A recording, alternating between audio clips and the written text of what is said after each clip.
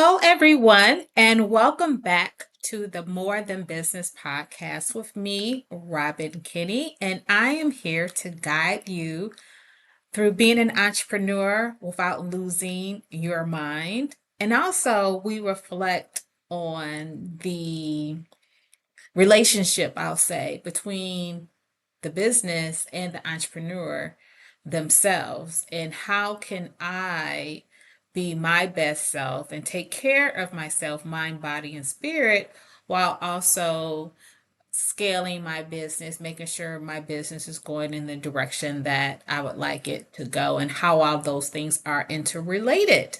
So I finally had the chance to sit down and start recording part two of season two. So episodes 1 through 5 are out. And if you haven't already, you should visit motorcitywoman.com/, more than business podcast.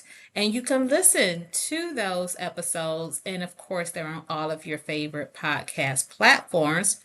But on that site, you can also leave me a voice note. So if there's something that resonated with you, or something that I haven't talked about that you would like me to talk about in a future episode, feel free to send me a voice note. And you never know, your voice note may end up on a future episode. So, this second part of season two, we're going to continue our conversations about knowing yourself as an entrepreneur, how to take better care of yourself as an entrepreneur. Over here, I'm not into that rise and grind culture at all, or I have to grind myself, I have to grind it out. What's all this thing about grinding? I'm not doing any grinding. I rise and I thrive. I don't rise and grind.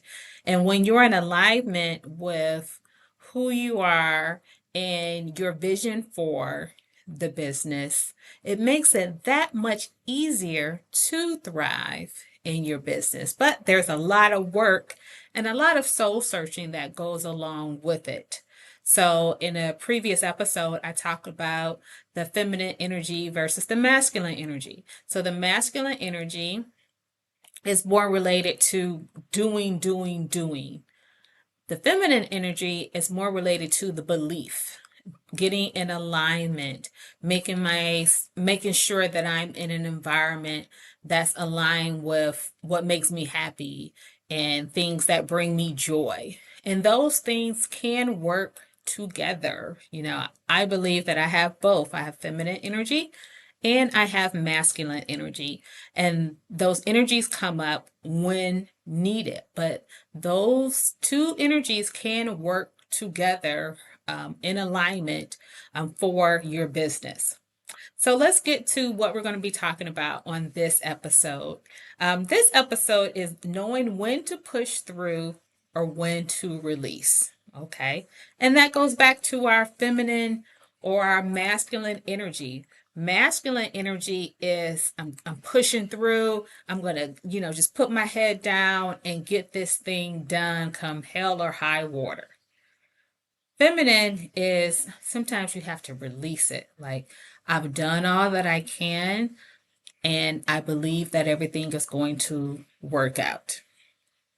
Now, I'm a woman of faith. I am a Christian. So when I talk about belief, my lens is when I'm releasing, that means I've prayed on it and I'm releasing it. And I was talking to a friend about this recently. You can't just believe that something's going to happen and release it, and you really haven't done any of the work related to bringing that belief to fruition. Don't put all of the work, on your belief. There has to be some what they call skin in the game. There has to be some work that goes along side of it. So what work have you done? What seeds have you planted? What relationships have you cultivated in order to say, okay, I'm going to now go on and release this? How many quotes about entrepreneurship have you seen that include the word persistence? It's persist, push through, and get it done. And that's because there is an element of persistence that's needed when it comes to being an entrepreneur. Because being an entrepreneur, that means that you have a vision that no one else sees. It's not like you're going into an office and you have an employer and your supervisor is telling you exactly what to do, how to do it, and giving you all of the tools. As an entrepreneur, you're kind of going with the flow, and it's like you have this vision for what you would like to see, but there's no toolkit, there's no manual. It's like parenthood, you're just kind of figuring it out. So there is an element of persistence where you have to say, no, I know the vision that I have, and I'm going to continue with this. And, that's that. Or you've heard analogies about the process of becoming a diamond when I talked about the pressing and the pressure that comes through that. But when do you step back and choose something else? That's the fork in the road that I was at. I would say at the end of the pandemic was what I was doing pre-pandemic was not working. Yes, the businesses were thriving, they were growing. However, I was exhausted, and I knew that I wanted to do something different, and I knew that it was available to me. And my mantra became, I am not meant to struggle. So if I'm out and about, let's say I'm doing a talk or something, or I'm on a panel, I say that often. I am not meant to struggle, and neither are you. So when you change the lens of I am not meant to struggle, then that gives you the opportunity to think of, well, what resources do I need so that I don't have to struggle? What organization do I need to reach out to? What do I need to delegate? What do I just need to reconfigure in general? Okay. So when you release that and you say, okay, this is a struggle for me. So where's the disconnect? What is not working? And then, kind of just sit back. And for me, I have notepads everywhere. I have sticky notes in my car. I have a notepad on my bedside table, all around the house. And this is for not only when I have an idea that I want to jot down, but also it's a way for me to think of, okay, what's something that I'm struggling with? And it could be big or small. In this conversation, we're talking about struggling with your business, but I did an assessment. I call it a struggle assessment, where during the day, if there was something I was struggling with, I just jotted it down. And one day I jotted down, I kept struggling with this darn can opener. And I thought about it and I said, why do I keep struggling with this can opener instead of going out and getting another one? It was an old can opener. And I think I had it in my kitchen just because I had had it for so long. I was used to the struggle. Does that resonate with anyone where you're just used to it? Oh, this door sticks. It's been like that forever. Just jiggle it. It'll loosen up. Instead of saying, let me get a carpenter out here or a locksmith, someone that can fix this door. And that's what I did. So, got a new can opener, and I'm always on the lookout for, areas of my life that I'm struggling in, whether it be small or big. This can go from elements of my business to raising my children. I'm always open and receptive to help. There's always someone out there that knows more than me on everything, whether it be the parenthood, growing the business, or just things around the house, relationships with my friends, whatever. But that's a decision, and that can be difficult for some people to make that decision on when do I push through, grind it out, and when do I release and say, okay, I've done everything that I can do. And for me, it can be tricky, but that's when faith comes in. That's when faith of prayer, meditation, journaling, however you choose to connect to your source. That's where that can come in.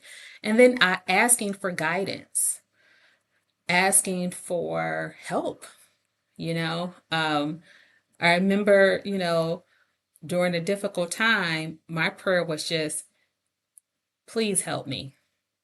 That was the prayer. That was the beginning, the middle, and the end of the prayer.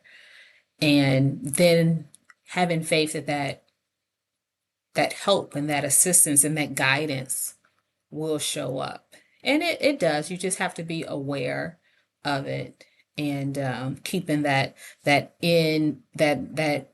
end game in mind of, okay, I know what I want, but it's just not coming, it's not working, something is off. But it takes time to be still, and then let that assistance come to you. But you want to keep in mind what that end goal is. Okay, so there's always more than one route. So if you're struggling with one thing and you're like, oh, this just isn't working, I am trying to add a new product to my business. I am trying to hire some new team members, but it's just not working, Always think of, okay, let me pause. What are some other ways that we can get to this same goal? What's another route? And sometimes you just pause, just to pause. Give yourself a beat. Give yourself a beat to think about it, to release it. For me, I love to journal. I don't journal every night, but I'm always jotting down notes that can be an affirmation one day, another day will be a question. It may be a goal that I have down. Just getting all of those things out of my head and onto paper so that then I can look at them. So in that pause, though, and I think this is very difficult in today's society because we have so many distractions, but it's very important to remove distractions so that you can let your mind be open and be aware, because sometimes you can overlook things, or you can't hear things when you have notifications coming through, you have music going on. It's just too much. So what helps me is I use scheduling tools for social media. Social media is a distraction for me. I don't look at there's just a lot of energy, I'll just say there's a lot of energy on social media that can distract me and can put me in one space when I need to be doing something else, or I'll just pick up someone else's energy when I'm looking on social media, whether that be good or bad.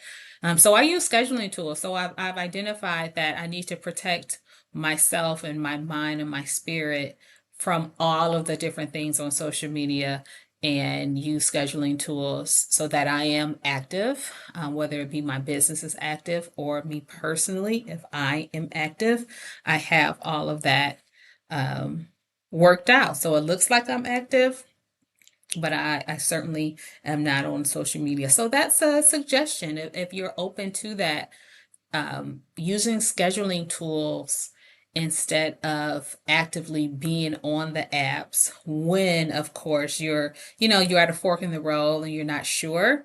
And that just gives your brain time to think about different options, maybe a different route. And so maybe you can hear that guidance, or you can see some signs that you may have overlooked if you were distracted with so many different things.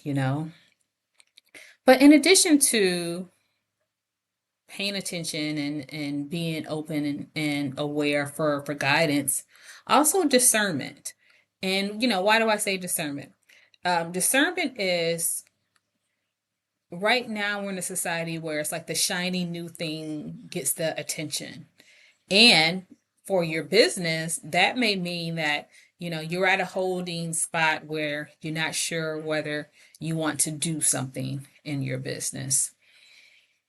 If the first thing that comes along and it looks like it's a match, but you're not sure if you don't have that discernment, you may waste time, energy, resources on something that is not really in alignment with where you want your business to go. It's just that you thought that that was the thing that you needed at that moment.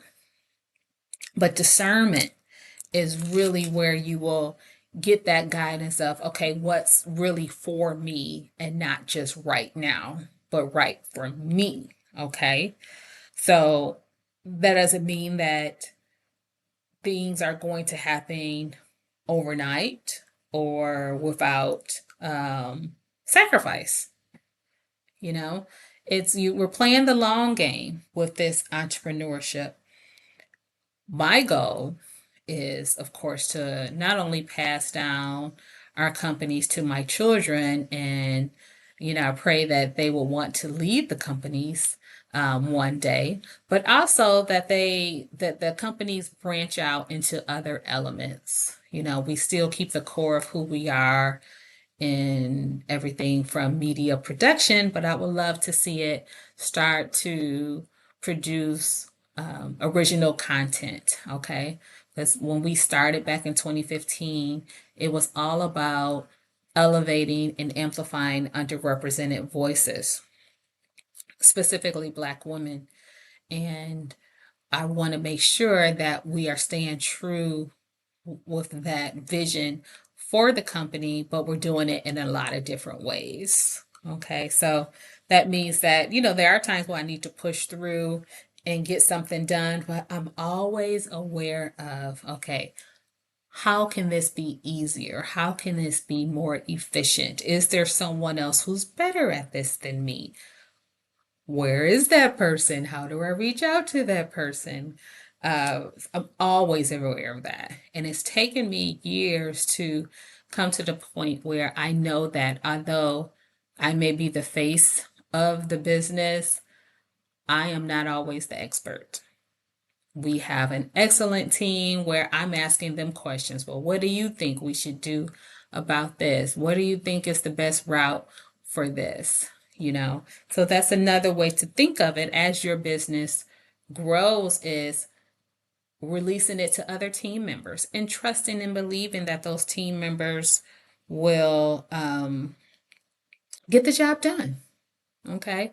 And if you need help in that human resource element, maybe reach out to a business consultant. We have so many different entrepreneur related organizations and resources and entities that can really help you in putting everything from a hiring procedure together to a training manual. I have one friend that said, oh, it's just easier for me to do it instead of training someone else. Yes, it's easier now, but when you look in the long run and you keep doing it yourself instead of training someone else to do it, that means that you'll always be a key element of your business. Okay. That means you won't be able to take a few weeks off when you want to take it. It doesn't have to be some scheduled vacation or around a holiday. Well, let's say I just need to take a break. If no one else has already been trained on how to be you and for the operations of the business to go seamlessly, then you're doing your business a disservice. So one of the things that we did years ago was to sit down and we put together a Motor City Woman manual. And that covers everything from recording shows to uploading files to just everything. Everything that I thought, oh, they probably know this. Nope, write it down, get a policies and procedures put together. And so that I can step away, I can do other things. And even if the other team members don't know, they can go to this manual and it's very easy to look those things up. So what are there some things that you think you need to release? And I'm sure you know what it is, where you're like, gosh, I do this, but I really don't want to do this. And it may be a core element of your business, or it may be something that it just has to get done. It's just part of the business. And, if you didn't have to do it, you wouldn't do it. I want you to sit down and start putting together a list of what are some things that if I had the resources, I would outsource. Because I know, I get it. Most people say, I would outsource this if I had the money to outsource it. But let me let you in on a little secret. I was the same way some years ago. It wasn't until I released some parts of the business that my business started to grow. Okay, I'll repeat that. I thought, oh, I need to do everything because I can't afford to pay someone. When I really sat down and said, I'm going to take a chance on myself, I'm going to bet on Robin, and I'm going to hire someone, and not like a full time person, but just like a contractor to take some of this load. When I started doing that, that's when my business took off, hands down. So, jot down what are some things that you would like to release to someone, whether it be email management, social media management, working with new clients, whatever that is. Jot that down and start to think of ways of how can I adjust my pricing so that someone can take these things off of my plate. So then I can look at another part of the business, or if I could just get some rest. We're leaving that rise and grind culture behind us. This is all about thriving and being in alignment with what we were called here to do. I was actually reading a Forbes article, and it was about entrepreneurial persistence. And it just mentions the act of showing up again and again and again and not being defeated. Okay, so how do you do that and without being discouraged, you know? But that's why I believe the only way to navigate being a business owner is to have a strong mental aptitude, and that's something that we're going to talk more about in future episodes, about not avoiding failure and saying, oh, I don't want to fail. No, actually, you do want to fail, because when you're failing, that means you're trying new things. And you're like, oh, that didn't work out. Let me do something else. So I can't wait to talk about this subject. It's one of my favorite subjects in business, which I know is probably counterintuitive, is failure, you know, pushing through failure. And I fail a ton of times. There's a ton of things that we've tried. I'm like, nope, that's not it. Either it didn't feel right, or it just didn't work, or it wasn't profitable. So what happens when that happens, and how do you get past that? So that's on a future episode. But today's homework on the More Than Business podcast is to jot down what are some things that if you could outsource, you would, and just start taking note of some of those things and how you can bring those things to fruition, whether it's working with a organization that maybe has some free resources, or working with an individual who maybe is more reasonable. They have a reasonable price than you think. Don't assume that you can't afford it when you haven't even started pricing it out. Okay.